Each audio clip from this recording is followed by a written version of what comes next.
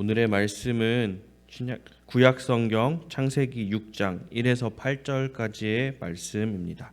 6장 1에서 8절까지의 말씀입니다. 제6장.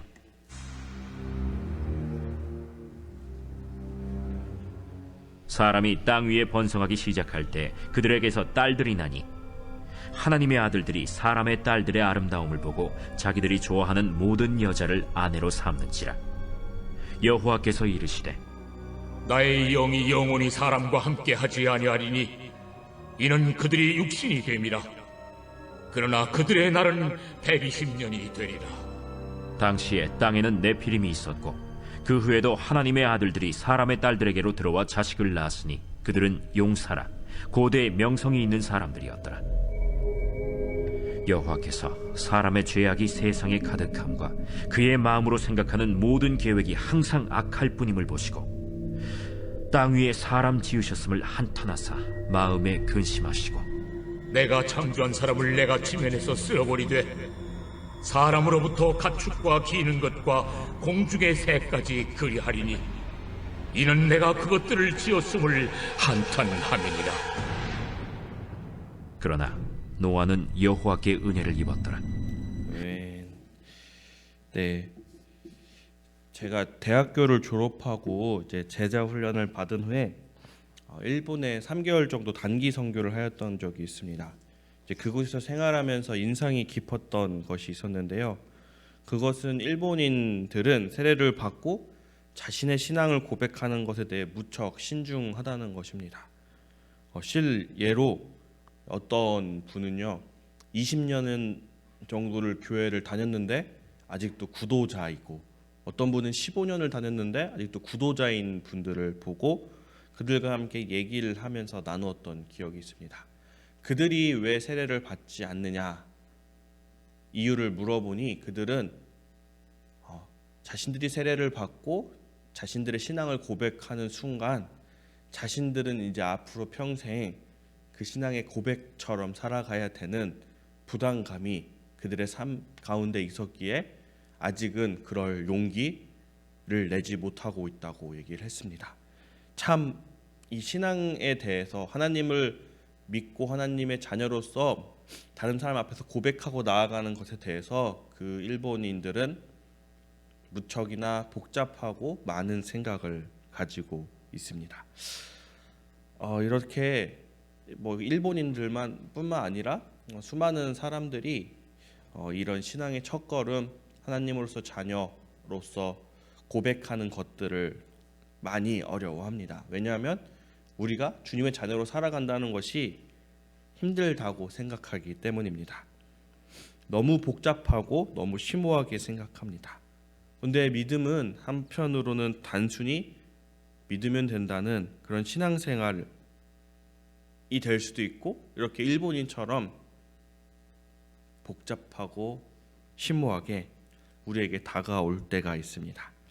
오늘 본문은 이런 복잡한 우리 안의 신앙에 대해 질문 또는 그 부담에 대해 생각하고 도움을 줄 수 있는 단서들을 제공하고 있습니다. 여러분 그 아이폰을 만든 애플이라는 회사를 알고 계신가요? 지금은 갤럭시 핸드폰이나 아이폰이나 많이 비슷해서 큰 차이가 없지만 스티븐 잡스가 대표로 있던 그때는 큰 차이를 보였습니다. 그것은 단순 심플과 복잡하려였습니다. 아이폰은 단순하면 아이폰이 나올 정도로 단순함의 대명사입니다.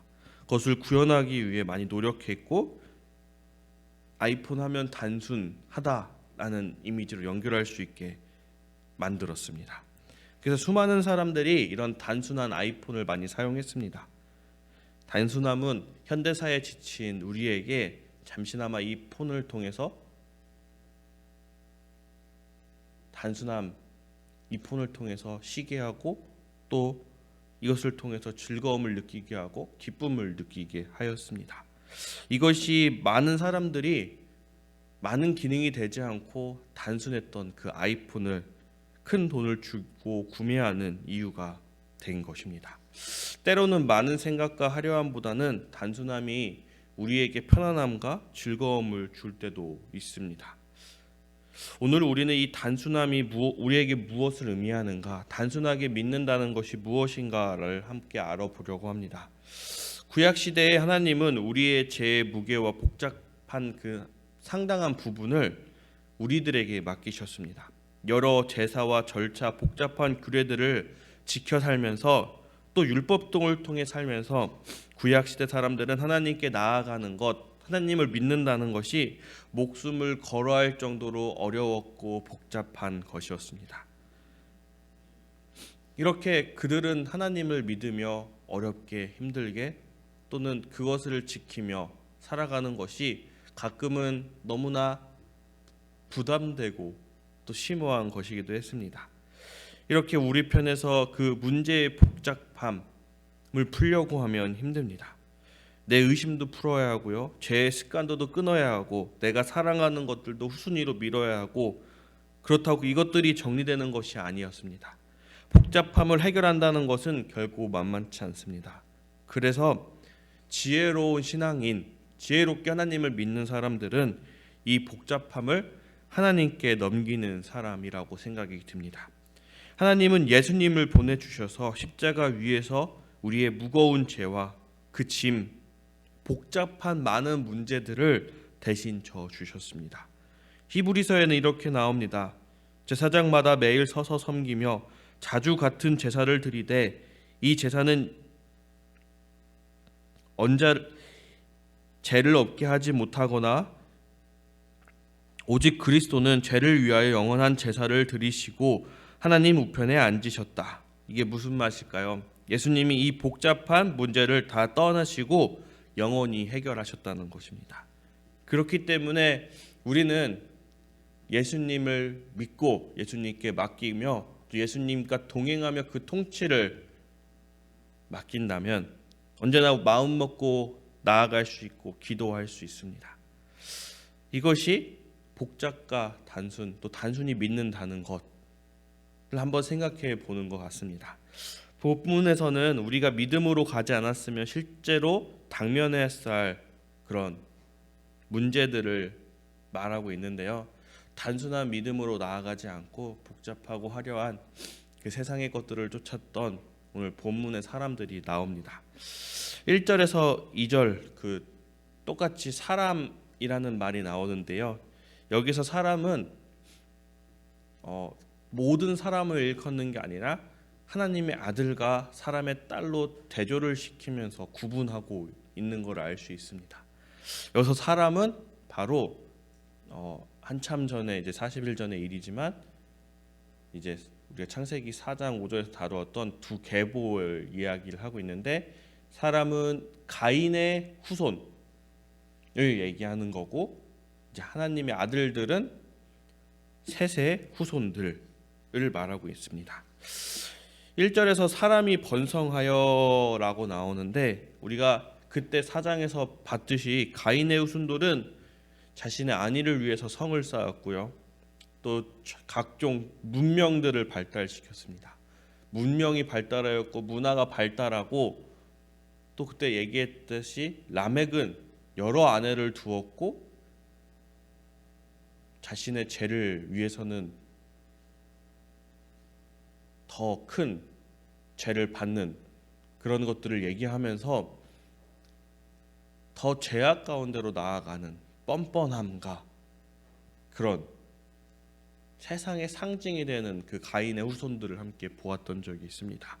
이런 가인의 후손들이 더욱 번성하고 더욱 커졌다고 얘기합니다. 그리고 그들은 하나님의 뜻에 대적하는 뱀의 후손들이었습니다. 이들이 번성함에 사람들이 가득하였고, 셋의 자손들이 대를 지나면서 하나님과 함께하였던 그 셋의 자손들이 이제는 그들과 어울리기 시작했습니다. 그리고 그들 사이에 자녀가 생겼는데 이를 네피림이라고 오늘 3절에서 말하고 있습니다. 네피림, 강한 용사란 뜻도 있는데요. 또 다른 뜻을 얘기하면 타락한 사람들, 유산된 아이들, 사산된 아이들이란 뜻을 가지고 있습니다. 신앙의 아름다운 유산을 물려줘야 할 그 셋의 후손들이 그 대를 이어가면서 하나님의 기준과 그 뜻대로 살아가지 아니하고 가인의 후손들과 함께 이제는 그 세상의 제약 가운데 물들어 버리고 말았습니다.